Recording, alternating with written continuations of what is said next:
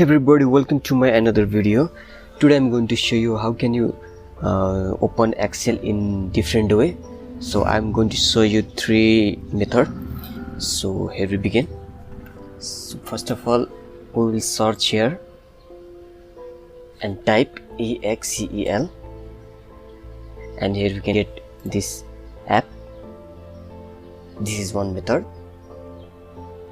So another method is you can click here Windows and R, and you can get your run command, and you can type here 𝗍𝐶𝐿,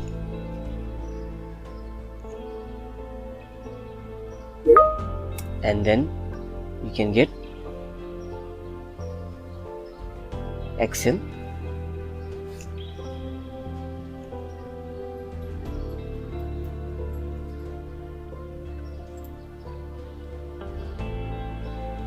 And another method is you can go here and right click and then new, and here you can get Microsoft Excel worksheet. So in this way you can open Excel. So this is video. So this has been a very viral video tutorial. Please like, share, subscribe and comment. Thank you for watching.